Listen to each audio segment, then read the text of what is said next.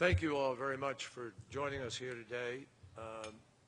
I'm delighted to be joined with my co-chair, Minister Çavuşoğlu of Turkey, and we're very grateful for the strong turnout today and the importance of this discussion. This is the fifth ministerial meeting of the Global Counterterrorism Forum.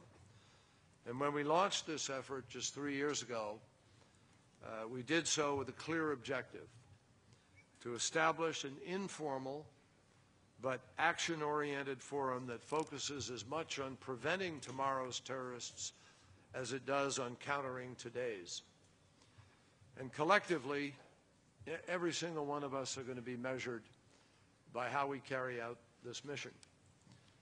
This meeting obviously could not be happening at a more important time. And frankly, it couldn't include a more important group of partners.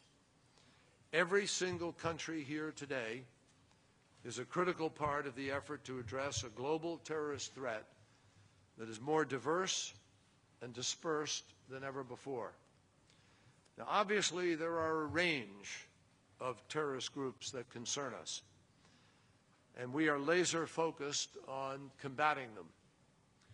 But we gather this week to discuss as a priority a threat that has a particular resonance for every country in this room, and that's ISIL. ISIL is an organization that knows no bounds, as it has proven. It brutalizes women and girls and sells them off as slaves to jihadists. It forces grown men to their knees, ties their hands behind their back, and shoots them in the head. Fed by illicit funding and a stream of foreign fighters that have come regrettably from many of the countries around this table, mine included. It has seized territory, and it has attempted to undertake announced genocide against minority groups like the Yazidis. This kind of barbarity simply has no place in the modern world. And these cold-blooded killers, masquerading as a religious movement, need to be stopped.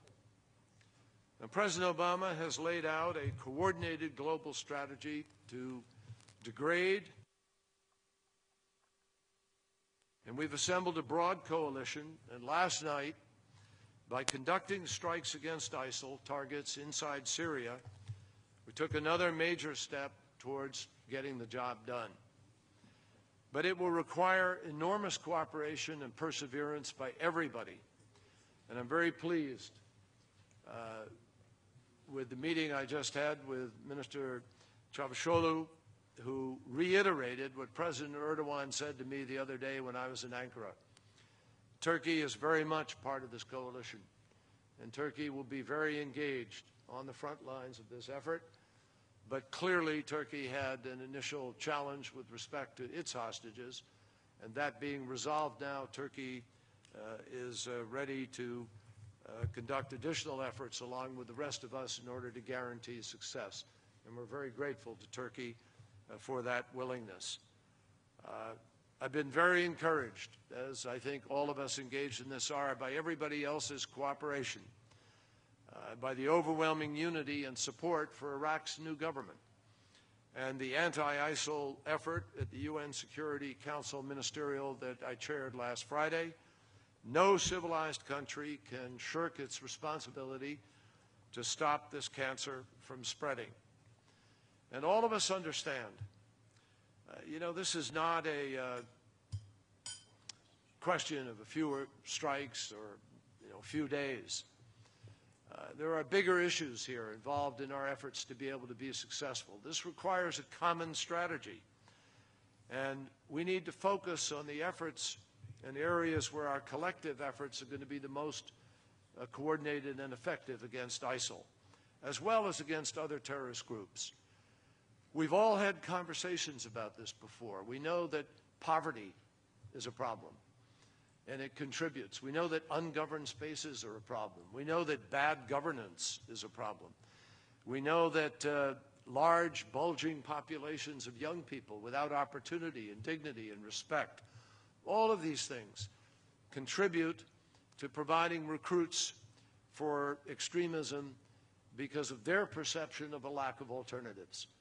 So we not only need to challenge them on the ground, we need to challenge them in their heads. We need to challenge them with ideas. We need to recapture the legitimacy of religions. And we need to make it clear to all groups that stopping the flow of foreign fighters and recruits to this effort will depend on a broader array of choices that we make as leaders. We obviously have to also do specific tactical things, like cutting off the visas for those who've traveled and want to come back, like cutting off funding and moving to restrict the ability of money to flow to these groups. The threat of foreign terrorist fighters is very real, and we have to start with the uncomfortable reality that security measures alone will not solve this problem. We're talking about fighters recruited from our own communities and radicalized sufficiently to go fight in wars that are not their own. The minds of these young men and women are poisoned by terrorists who brainwash them into committing unspeakable atrocities. Our friend Julie Bishop, Foreign Minister from Australia, has eloquently talked several times about the pictures of a young 9-year-old child holding a severed head with the parents who support this cultism standing beside them in approval. That has no place anywhere in any civilized society. So we have to detect and disrupt foreign terrorist recruitment. We have to share information on risky behavior of known and suspected terrorists and make certain that we're screening those who are entering our countries. We have to engage in strong counterterrorism laws that make it a crime to travel overseas in order to fight in these illicit enterprises. And we have to make certain that suspected terrorists are ultimately prosecuted under appropriate rule of law. I want to thank our colleagues from Morocco and the Netherlands for spearheading the forum's effort to develop the first global set of good practices on stopping the flow of foreign terrorist fighters, which we will adopt here today. The United States will commit more than $40 million now to support this effort. And tomorrow, President Obama will chair a historic summit meeting of the UN Security Council to mobilize the international community around a plan to deal with this shared threat with a particular focus on the work of this forum. So that's the first challenge. But a second challenge is addressing the epidemic of kidnapping for ransom, which has created an illicit market that funds extremists and endangers more and more innocent journalists and doctors and humanitarian aid workers who risk their lives to go into conflict zones and who, by virtue of prior payments, have a target put on their heads. They become ripe for the picking for the next round of negotiation and payment. Now, the United States, for decades, has had a policy of not paying ransom. And the reason is simple. We know that it leads to more kidnappings, and ultimately more kidnappings lead to more killing.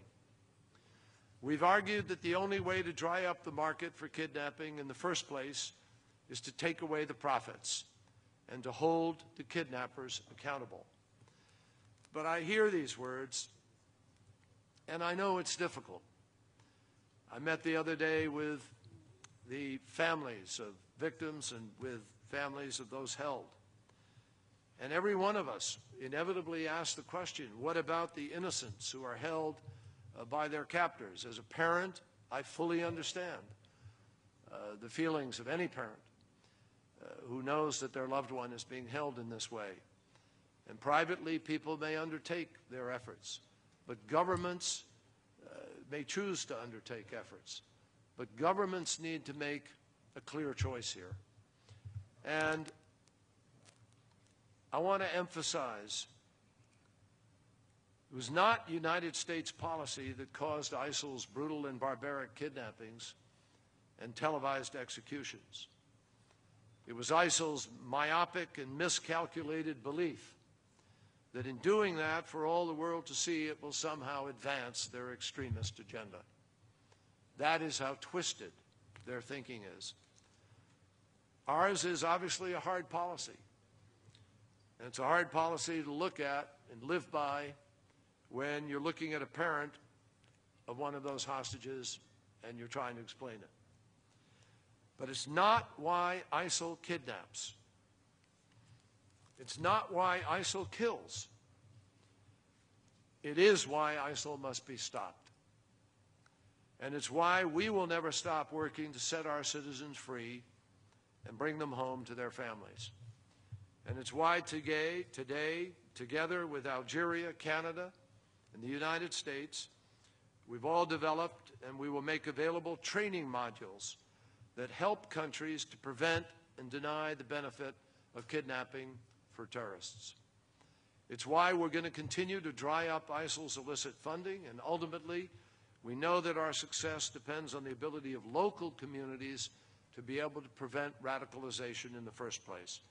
For our efforts to be effective, they're going to have to be driven by local knowledge and responsiveness to the concerns of local communities.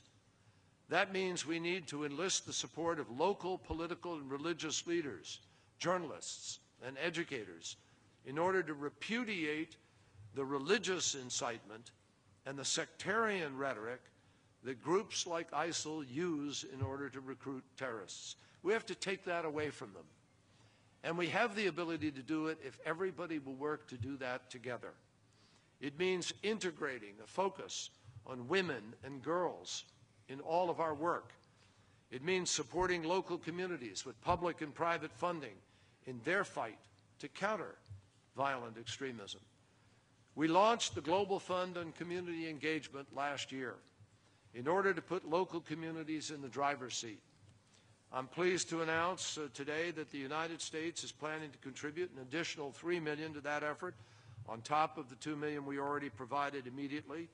And I'm grateful to those governments that have already pledged their support, and we urge all other countries here today to step up their commitments. And given the more immediate challenge that is posed by ISIL, I'd ask that our partners encourage the fund to make grants to local organizations that focus specifically on anti-ISIL projects. So let me close by being crystal clear. The evil that ISIL represents is not something that Iraq or even the region can or should take on alone. We face a common threat, and our response has to be all hands on deck. We saw the arrests that Australia had to conduct just a few days ago. That tells you how far and wide this can spread and how quickly. This is our opportunity to prove to the world what we can build together, and the power of our ideas is far more powerful than what the terrorists seek to destroy. Acting together with clear objectives, we can protect the innocent, we can preserve the peace, we can empower local communities in their fight to be able to do the same. And that's why this forum is so important. And that's why we are committed to working with every single one of you as we try to protect our citizens and provide a much more stable and peaceful path to the future. Minister Cavusoglu.